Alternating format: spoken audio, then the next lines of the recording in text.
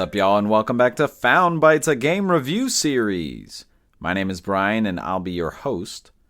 If you don't know about us, we're all about testing out and finding small, high-quality video games. This is a podcast that aims to respect your time and money as a gamer and a consumer by sifting through storefronts and sales to find those gems that may be worth your precious resources.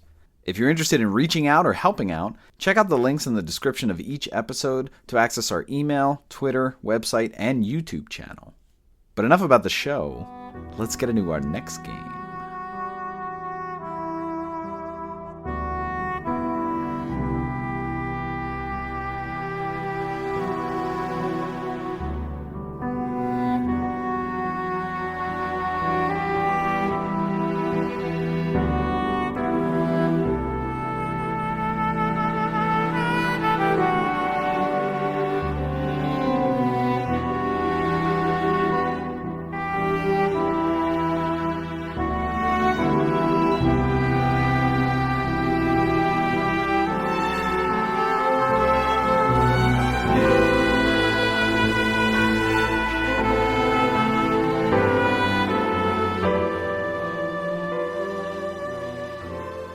Hauntii is the game for this week's episode.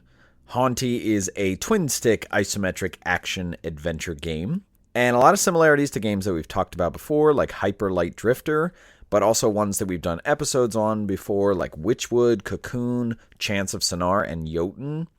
And I definitely see a lot of DNA from 3D Mario games like Super Mario 64, Galaxy, and especially the newest 3D one, which is Super Mario Odyssey. The game was released in May of 2024 on PC, Mac, Switch, PS4, and 5, Xbox One, Series X, and S.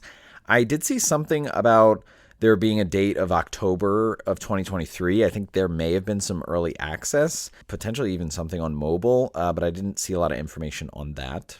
The game was developed by Moonloop Games, and I think this may have been their first major release. I definitely saw some information about the head developer. I don't know how small the team is, but it's definitely a small team, just about things that he's been involved in before, but I don't know if they've released a game before. The game was published by Firestoke, and they are a small indie publisher out of Scotland, and they've published a few small games, nothing of titles that I recognize. The game was released with an MSRP of $19.99, and runtime, it will take about 8 to 10 hours if you're shooting straight through, but if you're doing all the extras, being a completionist, which I certainly am, it could take you maybe close to 15 hours. And for our PlayStation listeners, this does have a Platinum Trophy, and it sits at about 5%. I think this is very doable. I read through the trophy list. It's very completion heavy, like doing all the things, finding all the things, collecting. So if you're a completionist, I think this is very doable. I'm probably going to get this. And so I've been playing it on my PlayStation 5. I got it on sale for $13.99, and I've put in probably more than 6 hours, closer to 7. I'm being very thorough. There are 4 zones, and I'm into the 3rd zone, maybe about halfway, but I have completed everything that I've gotten through, so I'm really taking my time. And so in terms of recommendation, I kind of found this on Twitter.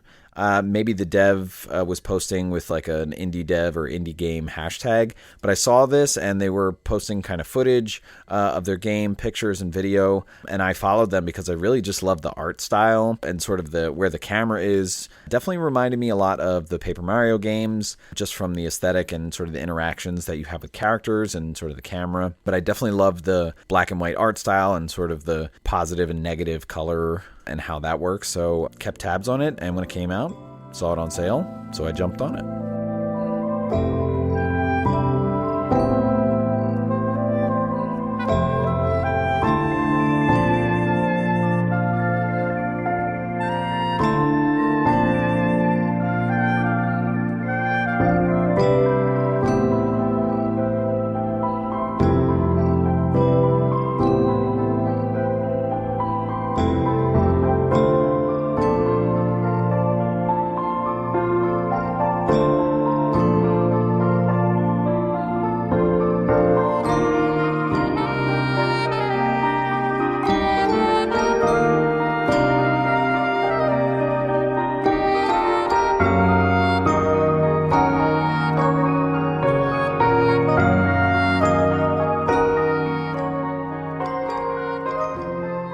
All right, let's talk gameplay for Hauntii. So like we said before, this is a fixed camera. It has sort of this top-down angular isometric view, and it reminds me a lot of games like Transistor, basically anything that Supergiant does, but also games like Link to the Past or Trigger Witch that sort of have that top-down but at a little bit of an angle so that you can actually move in kind of a 3D space, like you're kind of able to walk behind things. So the camera is fixed, but there are times where it auto-zooms either in or out, depending on where you are, if it's a location or if it's like a cutscene or something like that. So let's get into some of the basics. So your character can move freely at one speed, so you can move in any direction. You move fairly fast, enough that it's not that you're wanting to have a run button. As you're moving around, there will be things that you can interact with, and they'll have sort of a question mark box above them, and then as you get close enough to interact with them, that question mark will turn into an exclamation point, and then a prompt will pop up that says interact. And this could be interacting with NPCs, talking to them. It could be interacting with different kiosks or stations to read something, maybe signs. Your character will have a dash ability, and when you do this, you will move pretty quickly in a straight line in whichever way you're directing, and you do move pretty far, and while you do it, I believe you are invincible, so if potentially there are projectiles being shot at you, you can dash through them, and I think you won't get hit. And then you have something else. This game is a twin stick game, which means that both of the analog sticks are doing something. So your left analog stick is obviously moving your character if you're playing on console, but the right analog stick is going to constantly be shooting things. So it has a 360 aim, and whenever you point it in any direction, it'll automatically shoot. So you'll be shooting these projectiles. They don't go too far. You'll recognize how far they go just by trial and error. But these are primarily going to be for killing enemies that you come across. They could be potentially for clearing stuff on the ground, like goop, almost like a Mario Sunshine type thing. It could be to break stuff, things in the background that might get you different collectibles or currency. And then finally, you'll be using this to possess objects, which is a main function and mechanic in this game. Obviously, it's Hauntii, so ghosts possessing things, so we'll get more into that. Now, both of these abilities, the dash and the twin stick shooting thing, they both have kind of a cooldown and a refresh period. So if you look on the main screen, in the top left corner, there'll be like a little hub that'll show you a couple different meters. So the dash will have sort of like an arrow that's like a vector, and anytime you use it, that'll disappear. And then you have to wait a little bit, and then it'll refresh. And then for your shooting, there's this green spiral that's like a meter, and when you use it, it kind of unfurls and then slowly drains, and then if you drain it all the way, you won't be able to use it. You'll have to wait for it to kind of refresh back into a full spiral.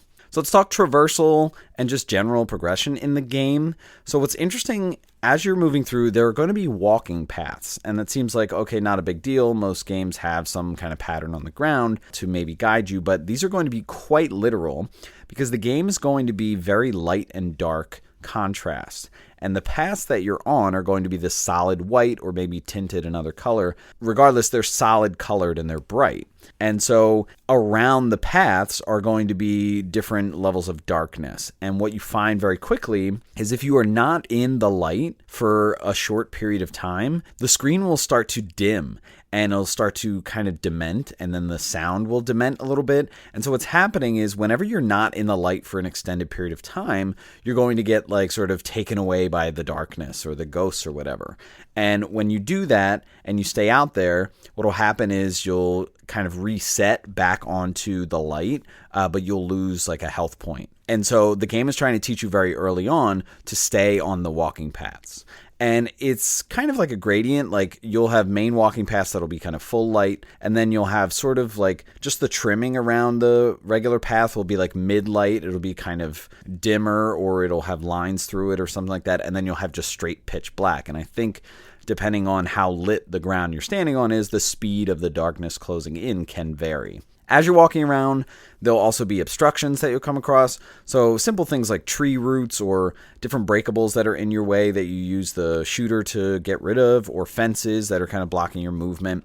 These are pretty standard, but some of these are a bit buggy and janky in terms of your interaction with them. So for example, like the tree roots, like the game kind of has this, I don't know, default mechanic for whenever you're on ground that's like not stable, or you're kind of not where you're supposed to be. Your character just kind of like moves a little bit and like puffs of black smoke come up, and it's telling you that like you're not like settled.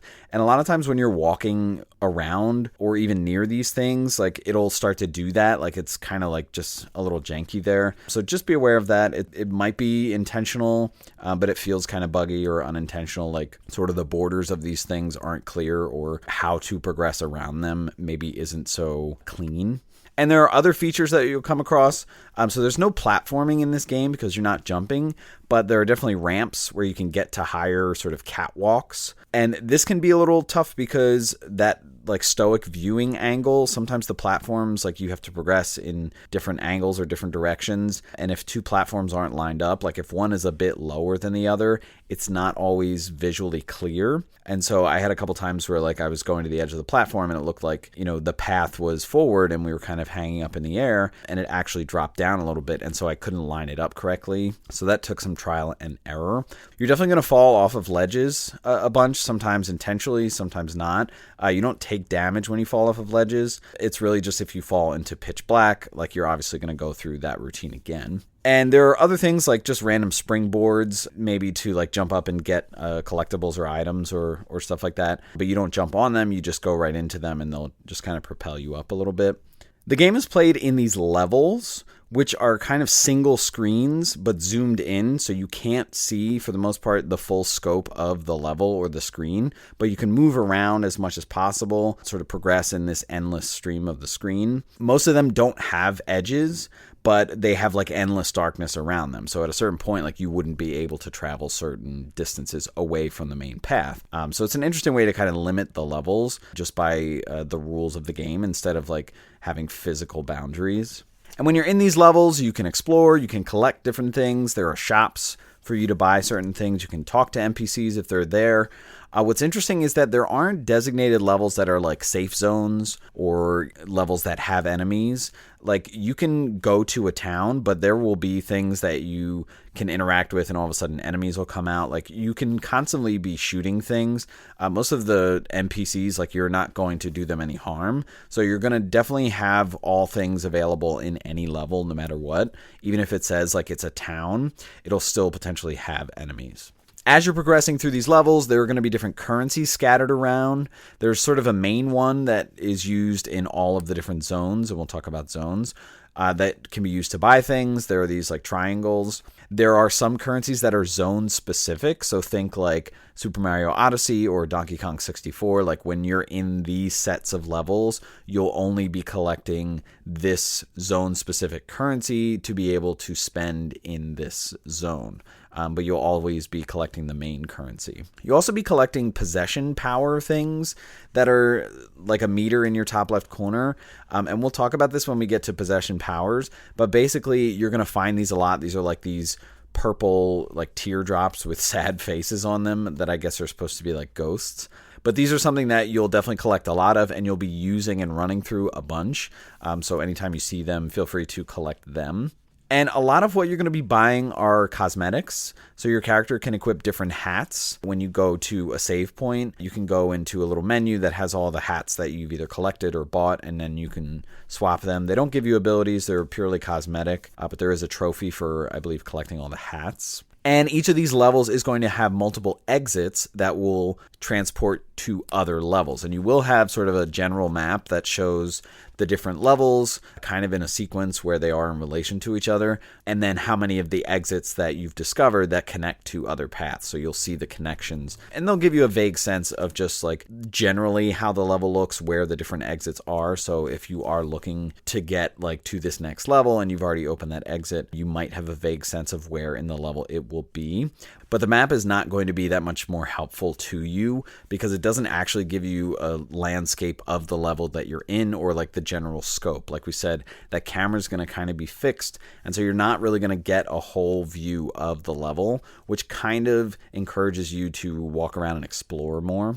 Sometimes the exits in different levels are going to be locked, depending on if they're after you beat a certain boss. Some of them you might need to collect a certain number of stars, which we're going to talk about. So that kind of gets into how you progress through. You'll have to get certain things to open up certain things. So let's talk about collecting stars. So this is right out of the 3D Mario formula. You're going to be collecting different stars, and each level has a specific number that are available, and if you go on the map, you'll see how many each level has, and you'll actually be able to cycle through to the ones that you don't have, and it'll give like a title for the star, just like in Super Mario 64 or Odyssey or whatever. If you look at these, the title kind of reveals a little bit vaguely about what has to be done and the location. So for example, one might be like grave robbing or something like that. And so you'll know that when you're in that level, you go to the graveyard and something over there is going to be what you're interacting with. Or other things like that, like ride the roller coaster or fireworks near the carousel or something like that. So it kind of is trying to help you. Again, you're not seeing the full scope of the level, but you are getting a little context. And as you're walking around and exploring this limited space, you are kind of seeing things and putting two and two together. And the majority of what you're going to do to collect these stars is going to be puzzling and exploration. So some of these things might be as simple as like defeating enemy hordes in a specific location. It could be possessing objects or characters to do certain things. There's definitely some time sequence stuff. Think like in Super Mario 64 or whatever, like the red coins, they're like once you get one of them, like you have to get the rest in sequence or something like that. Maybe those are the blue coins in Odyssey. But you'll also have NPCs that give you side quests that might say like, oh, I can't find my dog or something like that. And so you'll have to explore a little bit. And if you find it, like you bring the dog over. The side quests aren't written down, so you will have to remember it in that level. But as long as you stay within that level or just keep talking to NPCs, you can remember what you need to do. And then some other things might be like mini games. So there's a recurring mini game. There's some recurring NPC quests, but a lot of just run-of-the-mill things that you might see in a 3D Mario game in terms of what you need to do to collect stars. Now let's talk about the possession mechanic. So this is going to be a really big deal because you're using your right analog stick to shoot things, but you can also shoot things, and then what'll happen is a meter will pop up with like a yellow squiggly, and when you fill that, you will possess that thing. So you're going to constantly be running around and trial and error and shooting everything, and if you happen to shoot something and that meter pops up, that's telling you that, hey, you can possess this thing. And there's a real great variety of the different things you can possess. And so, once again, it's going to be trial and error because you might not expect certain things. Some of the initial levels are going to be pretty basic, like you can possess trees, which might not seem like a big deal, but you can shake the trees and a lot of currency might fall out.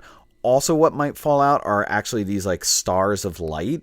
And they'll spread out in sort of the immediate area, and they'll actually create like circles of white path that you can stand on. And if they happen to fall in the middle of the darkness, all of a sudden you've like put another space there where you can stand and the darkness won't get you. So if you see like a bunch of trees sort of in the middle of the darkness, you might run to them and try to possess them and shake out these like things of light so that you can stand further away from the path. And you might actually find secrets here or different things to collect. It really opens up what you can do by possessing things and seeing what they're able to do. You'll also see ladybugs climbing on trees, and you find that you can possess them and actually jump tree to tree. So some of the collectibles might be on the outside of a tree and you need to climb it with a ladybug. There are eventually going to be like these moving turrets or like these things that shoot things that can hit you, but they're just kind of walking around aimlessly. They're not like intentionally going after you, but you can possess a lot of these. So you're going to find things that will shoot different projectiles or be able to do different things like jump really high. And once you possess these things, that currency that you found, those like purple little teardrops, you're going to have to expend these to do whatever the ability of that thing is. And they're all going to have a varied cost. So for example, when you possess a tree, it's going to cost one of those currencies to shake it. But some of the other things, like the one creature that like jumps really high and then you can ground pound, like that costs, I think, 3 or 2. So depending on what the thing is and what the ability it can do and what kind of damage it can do, it's going to have a varying cost. And then so you have to keep an eye on how much of that currency you have, but there's certainly going to be a lot that you're collecting. A lot of these abilities are going to be kind of lock and key. Again, very Super Mario Odyssey inspired. So if you recall the mechanic from that game, you have the hat and you can possess different things. So the developer of this game actually cites that as a massive inspiration. And you can definitely feel it here because the variety of what you're doing, what's possible, definitely feels like it's right out of that So as you're moving along and you're collecting these stars, you're kind of getting into one of the main mechanics for progressing in this game. You are in these different levels, and these levels are kind of grouped into zones. So for example, like the forest zone or the carnival zone or whatever, each of these will have like 5 or 6 levels that are a part of that zone. So as you're going through it, you're getting that zone specific currency in all those levels, and then you're collecting stars by doing puzzles or defeating enemies or exploring. Once you're in that zone, you might come across sort of a kiosk that's a constellation map. And when you get there, what you find is that in that zone, there are a certain number of constellations that you have to complete. And you complete them by taking these stars that you've collected and putting them into the constellation. Now, the size of the constellation varies. Some of them only require 3. Some of them might require up to 7 stars. But however many stars you collect, you can come back to these kiosks and put in stars and complete different constellations. Anytime you complete a constellation, you will receive an upgrade piece. We'll talk about the different upgrades, but basically you need a certain number of pieces to do one of the upgrades to your character. And each zone is going to have a specific number of constellations that you need to complete in order to progress through that zone, pretty much to open up the way to the boss. So you're collecting stars, you're using the kiosk to complete constellations, and then that's allowing you to progress, beat the boss, and then move on to the next zone potentially. And so when you receive these upgrade pieces, you have a choice. You can either upgrade your essence, your dash, or your hearts. So anytime you complete a constellation, you can choose between one of those 3 to get a piece of them. And for each of them, the essence is going to be sort of that spiral. It's like a meter for how much of your twin stick shooting that you can do before you have to let it refresh. For dashing, like you'll get an extra arrow. So you can, do 2 dashes in a row or something like that. And then obviously hearts is an extra heart container. But you're only getting a piece.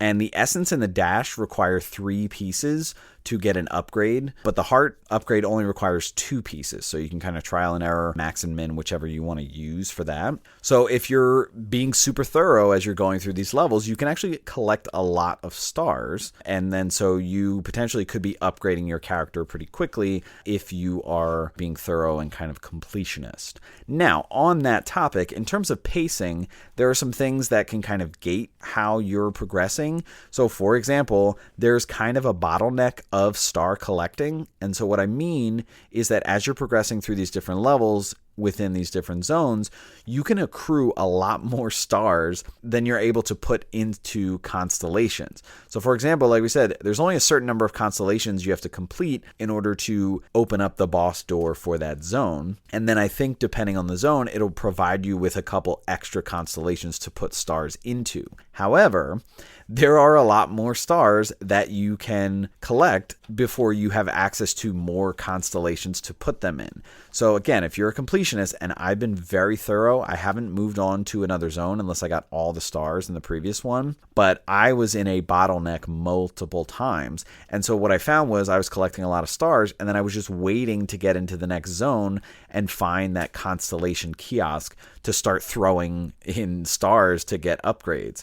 And it even got to the point where when I was in a new zone, as soon as I got to the first kiosk, I put in all of the stars and basically completed the whole constellation map for that zone and opened up the next way to progress. So I don't know if that's intentional in terms of like the game is meaning for you to kind of just go with the story and not try to be a completionist, because I do know that at some point you do get fast travel in this game. I think it's like really close to the end of the game. I'm halfway through the 3rd zone and I haven't gotten it yet, but I think a way to kind of combat being, I don't want to say over leveled, but like having a lot of upgrades and trivializing some of the bosses is by sort of bottlenecking. So what they're doing here. So I do appreciate it. I understand why they do that, just so that you can't like be a completionist and just barrel through this game.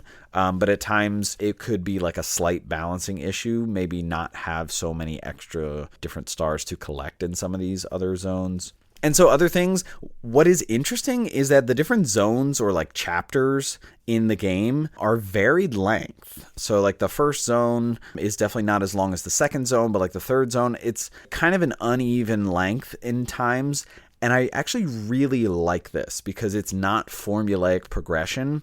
I feel like it's very welcome to me. I don't necessarily need games to all have levels that are the same length. I think that can maybe be a bit too rigid. I like that it kind of progresses with whatever's happening in the story. So certain parts are going to be longer because depending on where you are in the story arc, like this part takes longer. And it actually reminds me a lot of the original Paper Mario. If you've played that game, like for example, like the third chapter or level is when you have to go to the Boo House and like solve things in the Boo House before you actually go to the third castle. But it's actually not a castle. Like you have to go and you have to find, I think his name is Tubba Blubba, and then you have to find his heart, which is separate from him, and so it's actually not a traditional dungeon. I like that there are multiple locations, like it's a bit longer and you feel like removed in this other area, but it doesn't feel like, oh, I have to go to another castle and just kill the boss and then I have it. So I like that, especially because after that level, when you come back to town, all of a sudden the Shy Guys are loose and then you have to go like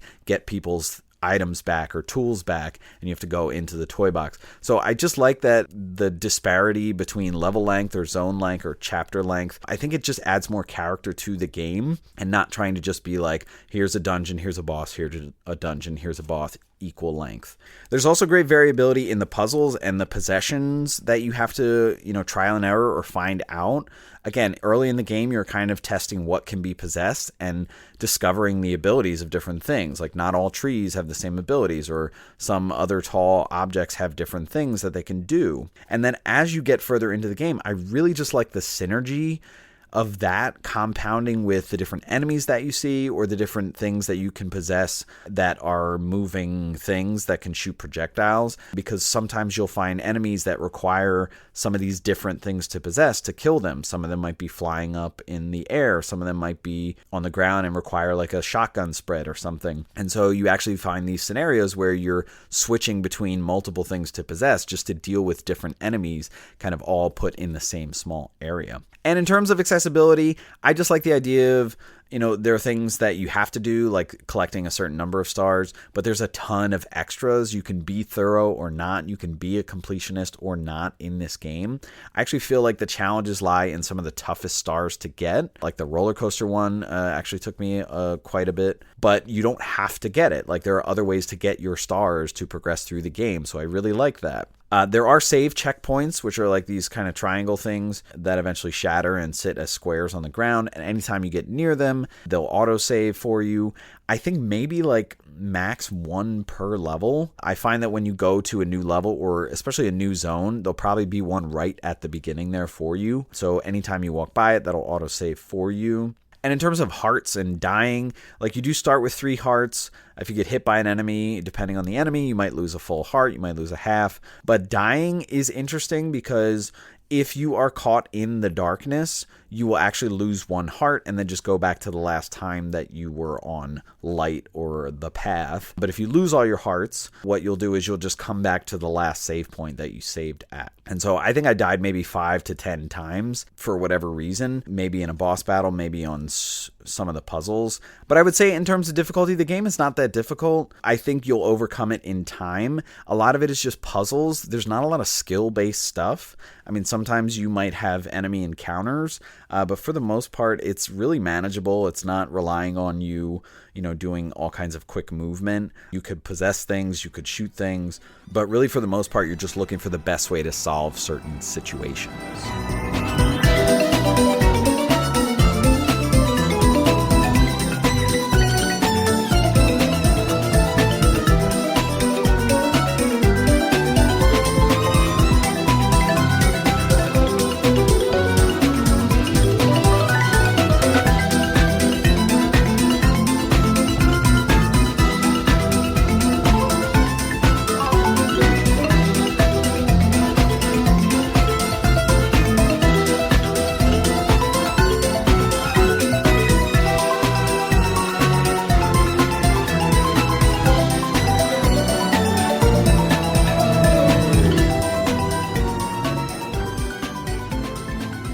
Let's talk about the vibe of Hauntii.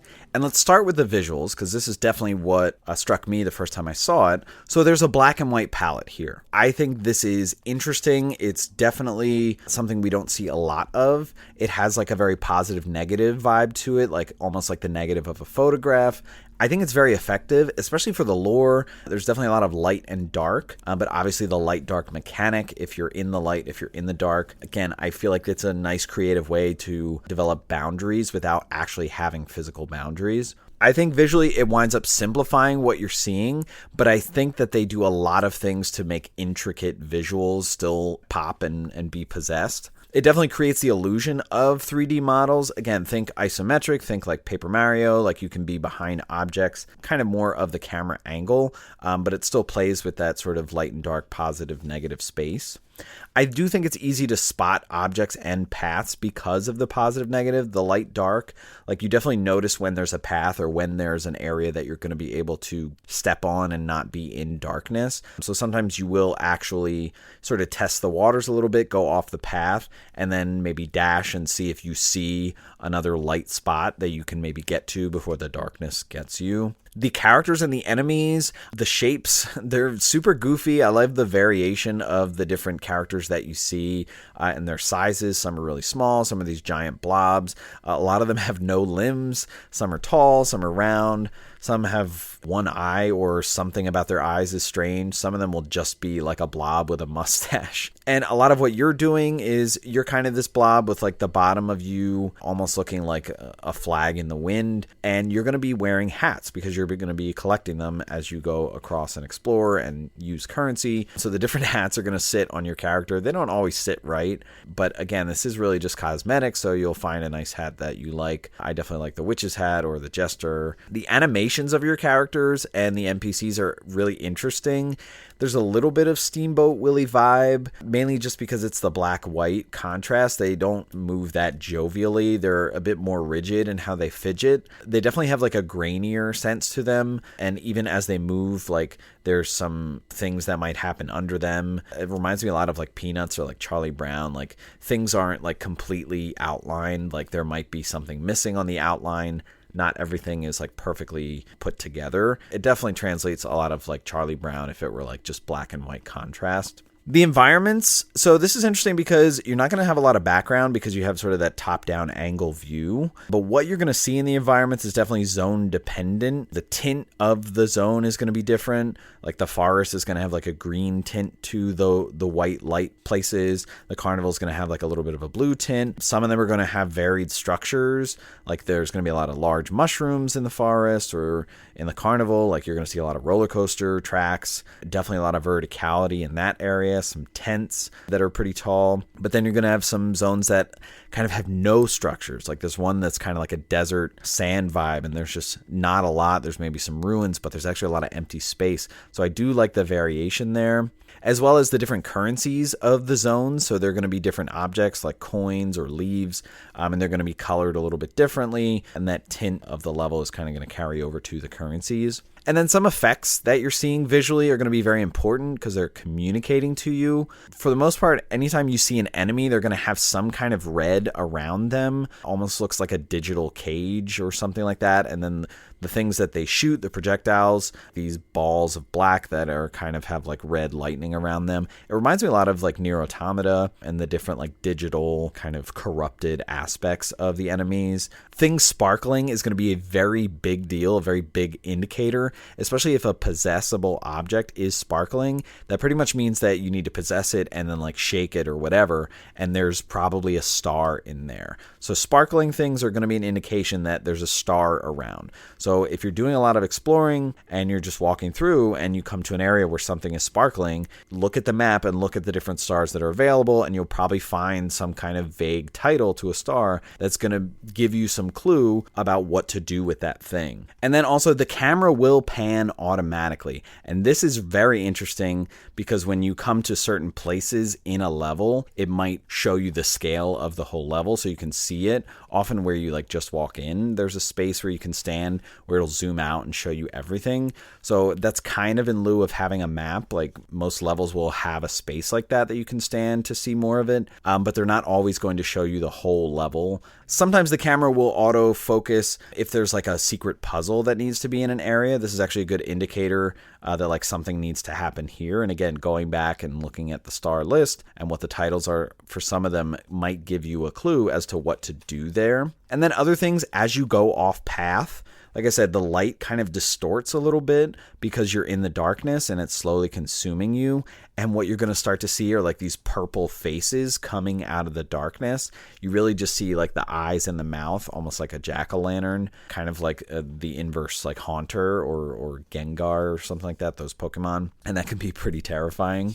In terms of audio, love the music in this game. Really love it. It's fun. It's a lot of somber stuff. It's interesting because no matter what the melody or what the song is, there's always going to be these constant undertones of like eerie or cavernous or sort of longing.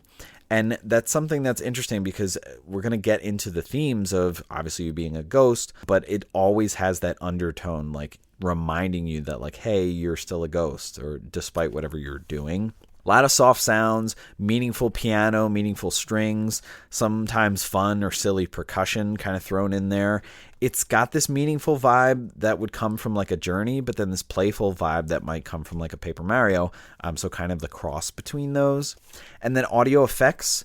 Anytime that you use something or release something, whether it's like your dash ability or something like that, or you're collecting something in sequence, like you'll get audio feedback that's really helpful, especially for the dash ability, because you hear it come back instead of having to look at your hub to make sure that you have your dash back. And then of course when you're in that darkness, the light is distorting, but also the sound is distorting, and it's often the notification that you get before, like that's what you realize first, because you hear the sound starting to like lower in pitch. It's like, oh, I'm not in light, I need to get into a light space. And in terms of theme and setting, so you're a ghost and you're dealing with death and dying. You're kind of in this afterlife. I don't know if you'd quite call it purgatory, but everything that might come with that, the self-realizations of understanding what's going on, because you're kind of new to this and you're like, oh, I don't know, how did I get here? There's some interesting stuff with the NPCs. They're almost like factions that are going on behind the scenes, like the ghosts and then the angels. So the ghosts are in all black and there are angels in all white. So again, that dark versus light definitely coming through in the themes. And a lot of these people, it's interesting with where they are at because they're all ghosts and they want to stay as ghosts. And that's super interesting because you're in these fun locations, like you're in the carnival zone. And a lot of them are just like, why would I want to leave? I love being here. I love purgatory. I love the afterlife or whatever. And so that gets into something a little deeper, which is this idea of self. And the game really tries to tackle this in interesting ways because a lot of these characters are forgetting who they are or why they're here, and they kind of don't care. And this kind of goes along with you because you don't have an idea of who you are. But as you're going through this game, you're collecting stars, and these stars are actually parts of you, parts of who your character was, and memories of them. And so actually, anytime that you put together stars into a constellation, yes, you get an upgrade reward, but you actually see a little cutscene that is a very vague memory of something that happened in your life. And this reminds me a lot of Iris and the Giant because they did something very similar as you're going through some of the levels, like you're trying to get the memories and then you'll watch a little cutscene that colors in a little bit of the story. So same thing here, especially visually, it's very minimalistic. It's like a white screen and the characters are just like almost like the people that are on the restroom signs. Like they don't really have any character, or you're just kind of surmising who they are or who they are to you. And you get all that context if you really just look at it and kind of take it all in. But this idea of like you're going out collecting these stars to recollect who you are, these pieces of yourself, and potentially, get out of here and go to the good place, as it might be called. It's really tough in this game because there is this balance of lighthearted fun and meaningfulness, both in the characters and what they're trying to experience, but also in what you're experiencing with the visuals, the music especially. There are a lot of silly characters and situations and puzzles. Some of the dialogue you read might give you a nice little chuckle. But then your boss battles, these could be characters that are kind of cruel and have opposing intentions for what you're trying to do. So this balance of fun and meaningfulness, I think, really intertwines and brings to life your experience, but also the experience of the characters in the game.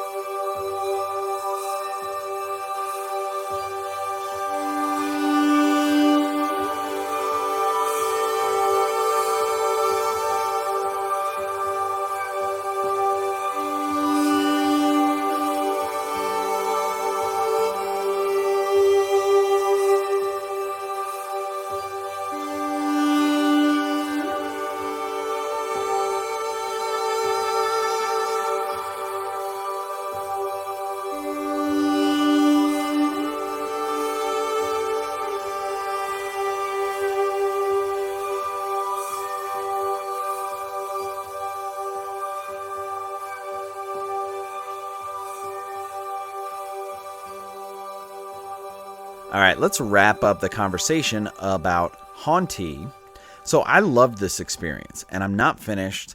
I'm in the third zone. I feel like I'm definitely going to platinum this game, but I started out excited because I knew that I had seen the visuals. I had been keeping tabs on this game and the concept art. I was excited to jump into it. I was a little wary in the first 10 to 20 minutes. I was worried it was going to be too simple, or it was just going to be sort of just walking around and exploration based and story and stuff like that. But once I started to see the collecting and the upgrades and what you're exploring and the different challenges and puzzles, I really fell into this, and I really decided I know I'm going to love this game. And I definitely love the obvious inspiration from Super Mario Odyssey. And definitely I read the developer interview where he talked about this exact inspiration. So love all of those things. For me, the game definitely scratches an itch, that completionist, that collector. Again, I think I'm going to get this platinum trophy. I think this is a nice platinum trophy to get, and I think I'll feel accomplished, although not a lot of skill challenge trophies in this, although some of the mini games are actually pretty tough. Definitely some bugginess and some jank with the movement or getting trapped in something or walking over something. Also, some of the possessed abilities of some of the things that you will possess. Like there's a bat where you can flap your wings a certain amount of time and, fly up. Some of this was a bit interesting. I don't know if it was intentionally you're cheesing.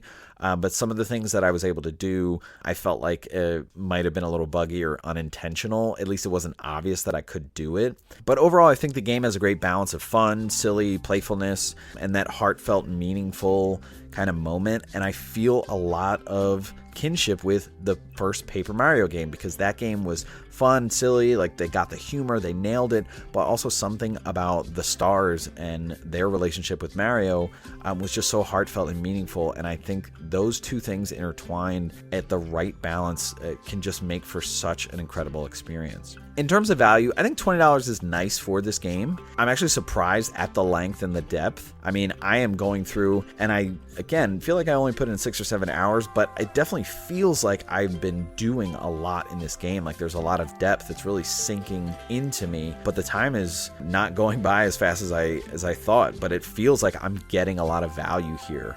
Anytime this game is on sale, definitely a steal, but I think $20 is still a nice value for what's in here. And again, the game is just full of charm. It has this unique combination of the setting, of death, of light and dark, but just the visuals especially, it's really just a black and white color palette, and you get so much from this and from the characters. And so I do recommend that people play this game. I feel like it's good for all levels, whether you're into games like this or not, or you like more walking around games than solving puzzles. I think it's kind of best of both worlds here. And so I do highly recommend that you play this game. All right, that's going to wrap it up for this episode. Stay tuned for our next episode to see what new game we found for you.